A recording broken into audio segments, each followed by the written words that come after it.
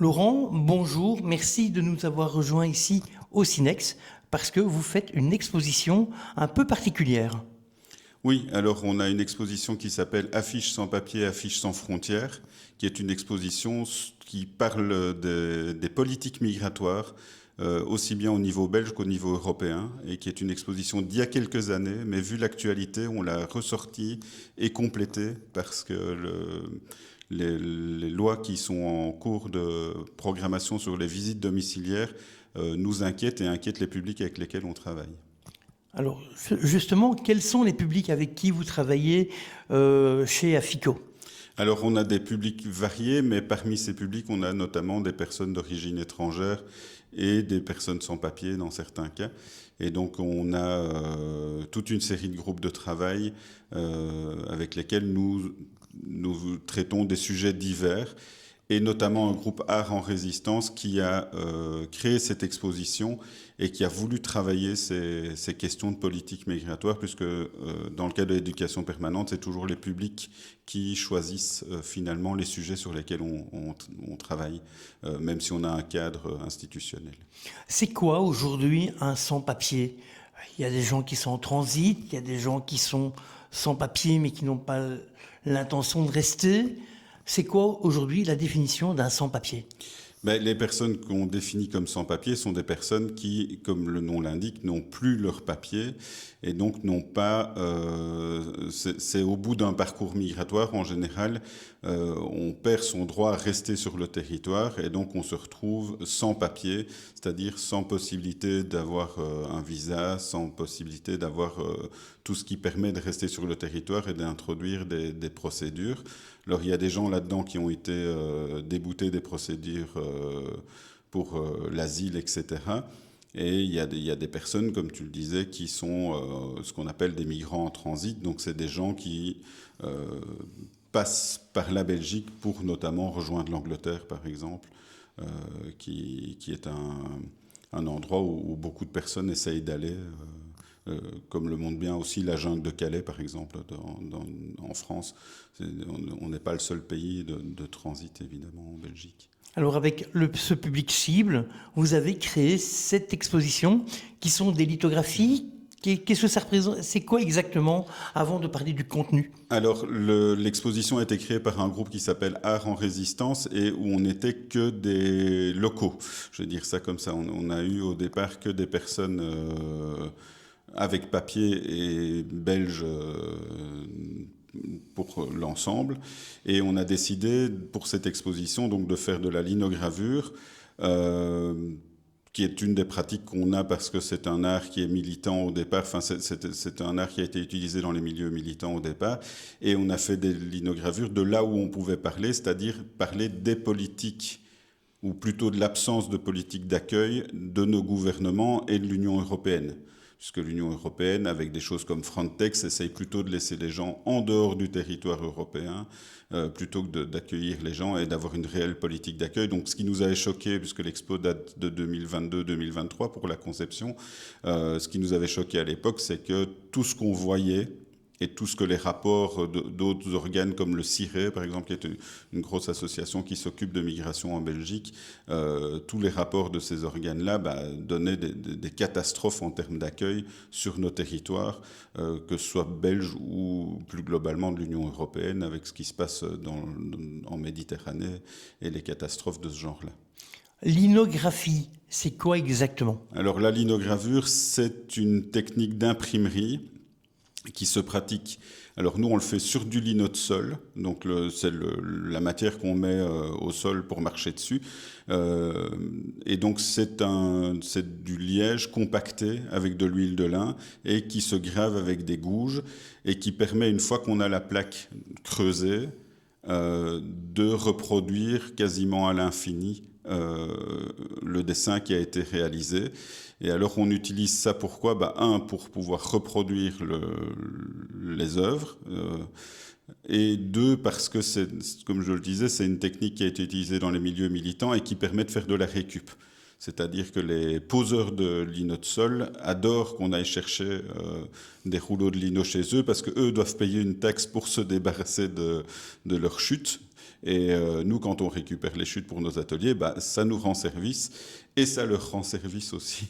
C'est le principe de l'imprimerie, à part que le support, c'est pas du métal, mais du lino. Exactement, oui, c'est ça. Donc c'est une des techniques de gravure qui est dérivée de la gravure sur bois, en fait. L'origine de ça, c'est la gravure sur bois. Et puis on a utilisé le lino à partir du 19e siècle parce que matériau plus souple, plus facile à graver et moins cher que le bon bois à graver. C'est du bois d'arbres fruitiers, donc ça coûte relativement cher. Et l'idée ici, nous, en plus, c'était de produire des ateliers artistiques ouverts à tout le monde et gratuits. Et donc, on essaye d'utiliser des techniques aussi qui montrent qu'on peut faire de l'art avec peu de moyens. Il y a des choses qu'on doit acheter quand même, mais la linogravure, typiquement, c'est un art qu'on peut faire avec très peu de moyens. Même au niveau impression, on peut se contenter de choses qu'on récupère pour faire des impressions en utilisant par exemple des cartons de bière et des feuilles qu'on trouve dans les cagettes de courgettes. Il y a moyen de faire ce qu'on appelle un frotton et où on peut, avec ce frotton, imprimer des linogravures à moindre coût. Quel est le thème ? On a le support. Quel était le thème qui était abordé pour justement faire ces gravures ? Alors l'exposition porte le titre des premiers ateliers qu'on a fait, c'est-à-dire qu'on a fait 2 volets d'ateliers, une en 2022, une en 2023. Le premier groupe d'ateliers s'appelait Affiches sans papier, affiches sans frontières, et le second, Belgique hospitalière, avec le in entre parenthèses et un point d'interrogation, mais les parenthèses et le point d'interrogation étaient un peu facultatifs. C'était quand même pour poser la question, mais globalement, on sait que les politiques d'accueil en Belgique ne sont pas très hospitalières. Et donc, l'idée, c'était de travailler ces questions-là à partir des gens qui venaient. Et alors, on a complété l'exposition avec 4 linogravures faites par des gens de l'école des solidarités qui, eux, sont réellement des sans-papiers et qui ont parlé de leur parcours migratoire, ce qu'on ne s'était pas vraiment permis de faire avant dans l'exposition, puisque nous n'avions pas de parcours migratoire. Et ils ont parlé de leur parcours migratoire de manière très dure. C'est-à-dire que j'ai animé cet atelier avec ces personnes sans papier et il y en a un, il a juste représenté un fouet, pour donner un exemple. Et donc ce fouet, c'est juste sur fond noir, juste un fouet parce qu'il s'est fait fouetter quand il était en Libye pendant son parcours migratoire, qu'il s'est fait capté à Tripoli et que c'est des parcours très durs. Quand on dit les gens arrivent ici pour bénéficier de tout, je ne souhaite à personne ce qu'ils nous ont raconté sur leur parcours migratoire. C'est très très violent et émotionnellement très très costaud à entendre. Rien que de le raconter, je suis encore dans l'émotion de ce moment-là. Donc sur les linos, on trouve des phrases, des dessins. À côté de ça, il y a également des poèmes, il y a des textes qui expliquent. Oui, c'est-à-dire que quand on fait des ateliers art en résistance chez Afico, on essaye toujours de compléter les illustrations par des moments d'atelier d'écriture. Et donc il y a une série de textes produits par les gens du groupe au départ d'un photolangage où on a repris des illustrations, notamment des files d'attente devant le petit château, du parc Maximilien, de la jungle à Calais, etc. Et donc on avait repris des bateaux en Méditerranée, et donc on avait repris toute une série d'illustrations pour servir de support à l'écriture. Et donc ça a donné toute une série de textes qui dit notre dégoût des politiques migratoires mises en place, ou plutôt de l'absence, on devrait dire plutôt de l'absence de politique migratoire, parce qu'il y a aucune volonté d'accueil claire, et à part mettre des choses toxiques en route, les politiciens actuellement ne font pas grand-chose qui va dans le sens du bien-être des gens et qui arrive. Il y a un gros problème sur... L'idée, c'est de réduire les choses à néant, tout en promettant, comme l'a fait Meloni en Italie, de la main-d'œuvre bon marché à ces entreprises. Et donc, ils ont besoin de la migration, mais ils ne la gèrent absolument pas. Comment les participants migrants accueille ce genre d'atelier, ce genre d'animation? Alors ça, c'est une question qui nous est revenue pendant des visites guidées de la première fois qu'on avait mis l'exposition, c'est-à-dire que des personnes d'origine étrangère nous ont dit, mais il manque une parole, c'est-à-dire la parole des personnes d'origine étrangère. Et ça, c'était un fait. On n'a pas voulu parler à la place d'eux, donc on a parlé de là où on pouvait parler, c'est-à-dire notre vision des politiques mises en place par nos gouvernements. On a essayé de remédier à ça, notamment avec l'atelier avec l'école des solidarités et d'autres ateliers qu'on a essayé de mettre en place, mais ça n'a pas abouti. C'est-à-dire qu'on n'oblige pas les gens à venir pour faire des gravures, évidemment, c'est sur base volontaire.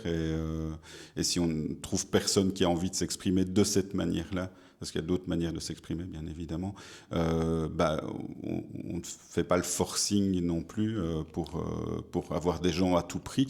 Il faut que les gens aient envie d'entrer dans la démarche, mais ça nous avait été dit par des personnes d'origine étrangère, il manque une parole.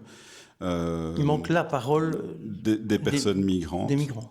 Et c'est pour ça qu'on a été très clair dans la manière dont on a présenté l'expo. C'est vraiment une vision de citoyens sur la manière dont leur État et dont l'Union européenne met en place des politiques. L'autre critique aussi, c'est que nous avons des références culturelles à certains moments. Ça nous a été dit par un groupe. Il y a une ou deux gravures qui n'ont pas été comprises parce que référence à des chansons de Brassens, etc., ça ne parle pas à tout le monde, et notamment à des personnes d'origine étrangère qui visitaient l'expo et qui nous ont dit « mais ça fait référence à quoi ?» Parce que simplement, nous, ça nous paraît tellement évident, les chansons de Brassens, mais c'est pas évident pour tout le monde, tout comme la musique d'ailleurs ne serait pas évidente pour moi, mais c'est un élément qu'on ne prend pas toujours en compte de notre point de vue de né ici et de vivant ici. On a nos références culturelles qui ne parlent pas forcément à tout le monde. Et ça, c'est vrai que c'est un élément qu'on n'a pas perçu au départ parce qu'on est le nez dans le guidon quelque part et on avance, on crée cette exposition et puis on se rend compte à l'évaluation avec du public qu'il y a quelques trucs qui sont pas vraiment problématiques mais qui devraient être réfléchis ou expliqués un peu plus. Et ça va dans les deux sens. C'est-à-dire que ce n'est pas la première fois qu'on travaille avec des personnes migrantes. On avait fait une autre exposition où une personne d'origine afghane nous avait fait une linogravure avec une croix gammée dessus, enfin svastika en l'occurrence. Il y avait une croix chrétienne à côté, un croissant musulman, etc. Enfin, il a repris tous des symboles religieux. Et la svastika en hindouisme et en bouddhisme, c'est-à-dire de là d'où il vient, c'est pas problématique. Moi, j'ai étudié ça, donc je connais le principe. Il avait mis les petits points entre les bras de la croix, donc c'est un élément qui permet de savoir que c'est pas une référence à la Seconde Guerre mondiale. Et en fait, on a décidé d'exposer ce lino quand même en expliquant en quoi cette svastika n'était pas problématique, parce que la svastika en tant que telle est un symbole problématique en Europe occidentale. Ailleurs dans le monde, c'est un symbole plutôt positif, c'est un symbole solaire, c'est le cœur du Bouddha, c'est toutes sortes de choses comme ça. Et c'est vraiment une question de référence culturelle quand on a ce genre de choses. Justement, c'est l'importance de pouvoir s'intéresser aux autres et s'intéresser aux cultures qu'on fréquente tous les jours dans les rues. Oui, tout à fait. C'est quelque chose que ce lino-là en particulier nous a aussi appris. C'est que, enfin, on le sait, hein, mais c'est quelque chose que ce genre d'image un peu confrontante par rapport à notre histoire nous rappelle. C'est que quand on s'intéresse à une autre culture, il y a des choses qui ont été récupérées par l'Occident, beaucoup. En l'occurrence, et beaucoup de trop, est réinterprété par l'Occident, et qu'on a quand même une vision très occidentalo-centrée, même si on essaye de ne pas l'avoir. Mais globalement, c'est quelque chose qu'on doit réfléchir, notre position dominante dans ce monde par rapport à la colonisation, etc. Et enfin voilà, même les derniers événements de restauration à Namur montre bien qu'on réfléchit peu ces éléments-là et qu'on les réfléchit vraiment trop peu, je pense, en termes de domination occidentale, de pression sur le monde entier que l'Occident met. Et donc c'est vraiment des réflexions qu'on doit avoir. On garderait l'axe de permettre à des citoyennes belges de s'exprimer sur les politiques d'accueil, les politiques migratoires belges et de l'Union européenne, mais on devrait absolument développer l'aspect de donner plus la parole aux personnes d'origine étrangère et d'intégrer, enfin, de trouver un moyen d'intégrer plus cette parole dans l'exposition et de ne pas la laisser en plan, je vais dire, peut-être comme ça, de ne pas la laisser avec un vide, avec une deuxième partie qui est manquante, ou très peu présente, puisqu'il y a quand même les 4 linos de l'École des Solidarités. Mais on devrait développer cette parole-là.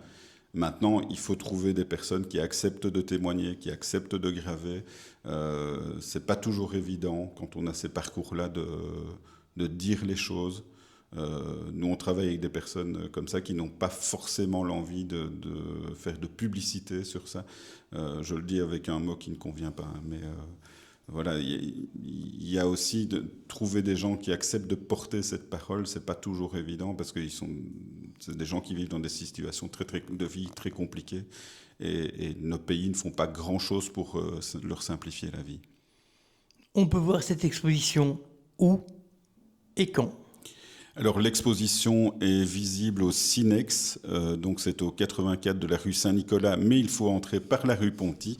Donc l'exposition est dans la galerie du Cinex jusqu'au 24 juillet et elle est accessible pendant les heures de bureau, c'est-à-dire de 9h à 16h en semaine. Elle n'est pas accessible le week-end, sauf demande exceptionnelle. Donc si vous contactez la SBL à FICO, il y a peut-être moyen d'organiser une visite en dehors des heures classiques d'ouverture, mais c'est sur réservation. afico.be. Oui. Voilà. Merci Laurent. Merci à toi.